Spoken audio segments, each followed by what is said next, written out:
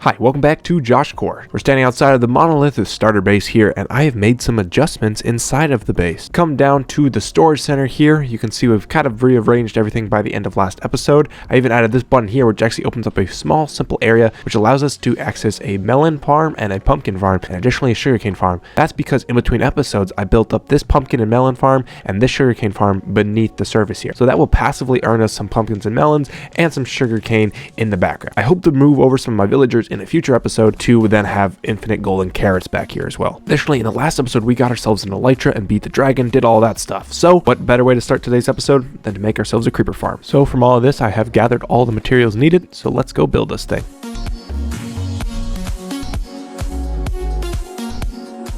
As you can tell, we have finished the gunpowder farm. This will give us all the gunpowder we need for our rocket flying needs. As you can tell, I was also trying to get ourselves a replay mod, but apparently I'm the only human on the history of the planet to have the issue that I just experienced with the flashback mod, and I cannot find a way to recover it, but we've constructed it nonetheless.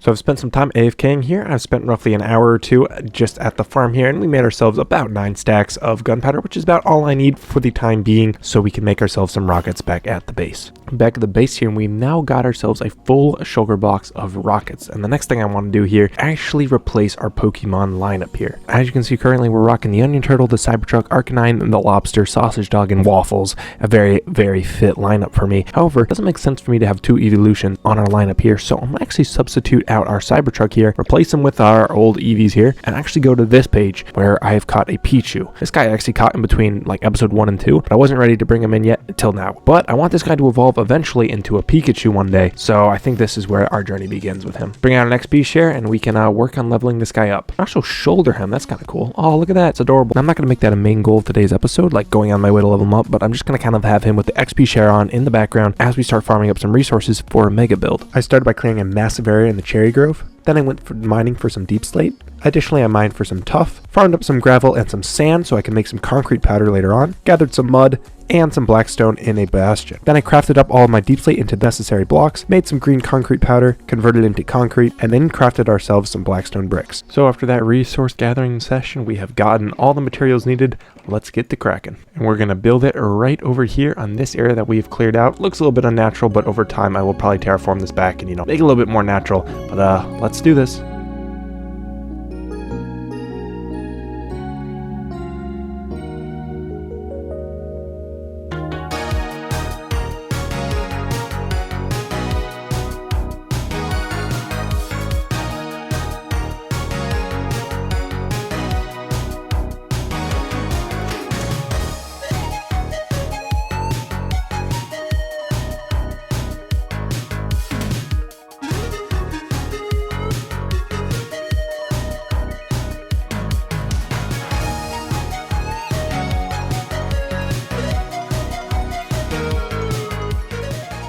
And there we have it, folks. We have built ourselves 2 boulders. Nice. Obviously the base is not finished yet. We still have a whole ton more things I have planned.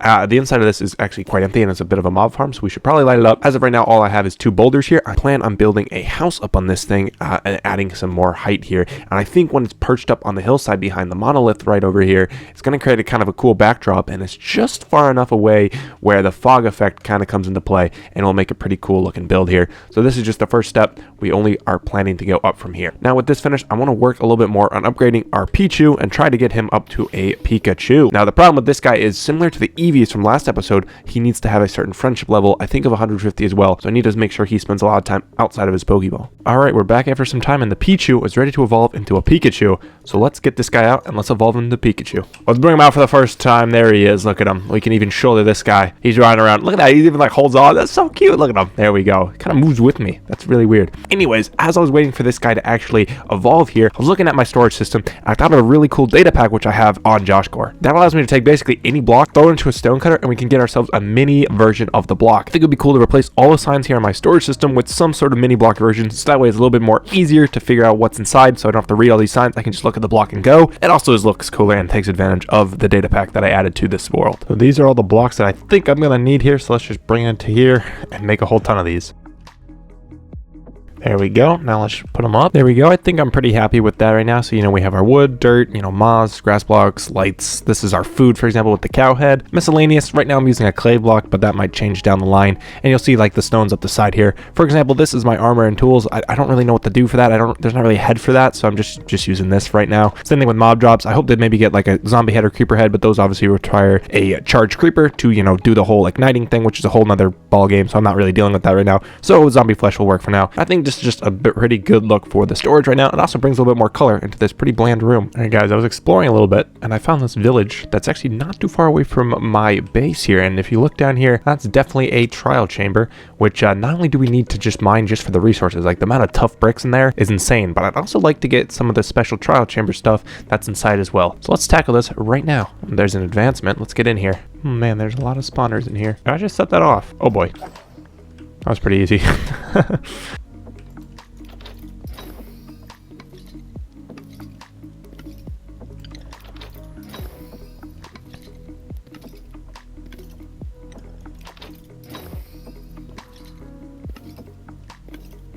I'm gonna drink this ominous bottle. I'm curious what it does. I think we just made it worse. Oh, we did.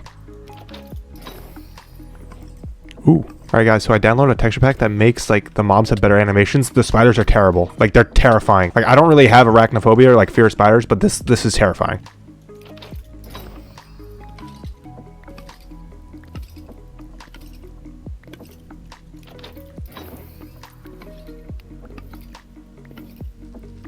So this is about everything I've gotten from the trial chambers, so I'm going to put this all away and also remind myself to carry some shulkers on hand because this was a mess to try and carry in my ender chest and just in my inventory. So let's try and get some spare kind of storage boxes in the ender chest as well. Now, the next thing I want to do in today's episode after conquering a trial chamber is to actually put those villagers into this back area. That way I have easy access to converting melons and pumpkins that are being collected here and here into emeralds that I can then turn into golden carrots. That way I have a better food supply. As I was in that trial chamber, I almost died multiple times just because baked potatoes suck. So I'm going to work on transferring some of those villagers over from our main starter village. So I am back over here at the villager trading hall, which I set up obviously ages ago. We still have these farmer guys back here, and at the end of the day, I don't actually need like my good farmer guys. It doesn't really matter who I bring over as long as I just bring over two, because then I can just mass breed them there. So I'm going to bring over this guy because you're looking at me funny. And I'm going to come down here and you're going to take a little bit of damage, but that's a risk I'm willing to take. Like I said, it didn't hurt me at all. And this guy's now out of here. So when I break the boat, he can climb through. Oh, we need to get a second guy in here because only one is not good enough. Perfect.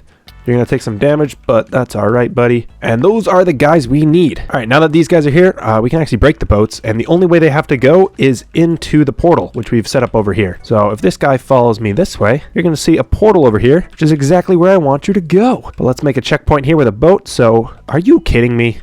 Of course I didn't. You know what? You can die. I don't care. I'll get a new one. You're replaceable, buddy. All right, we got a new guy. All right, one guy's safely in the boat over here. Let's get the other guy over here. And now the other guy's in the boat. Now we got to do is break him up there and get up to that obsidian where our nether portal is. All right, we have both of the guys here now in the nether. So we just got to bring them back down this pathway to the new nether portal where we can then bring them into the future base. All right, so now we're here at the new portal. Let's break these guys out. And now these guys are both here next to the monolith. Now is the best part, which is to just drop them through the ground, probably up here into the storage center, and then we'll just move them from there. Okay, this is the worst case scenario.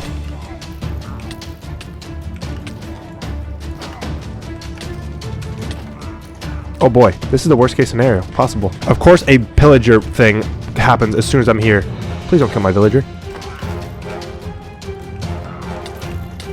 Sorry, villager. If it's my life and the hardcore series versus me, I'm picking me. Do I have a milk bucket? I think I do. Oh, I don't even need a milk bucket because I don't have the effect yet. Oh my, that is like the worst timing ever imaginable. Of course a pillager outpost comes as soon as I get this guy in here. I almost just lost the world too because of that. That's crazy. We've done it. They're both here now, and I'm honestly, after a near-death encounter, I can't believe that we are surviving. Ash Ketchum almost died in all of it. I think he got hit by a stray arrow. Probably should uncrouch the dog. He probably would have helped out, Jack Black. But right now, I'm just going to leave these guys right here in the boats. Probably make ourselves some healing potions and heal these guys as well. But after that near-death experience, I think I'm going to call it quits for today. We obviously got a ton of work done with the very start of our mega base here on Joshcore, and of course some other things done like adding Pikachu to our lineup here. So if you guys like this video, make sure to leave a like. And if you really liked it, make sure to subscribe. Thanks again for watching. Stay tuned for more.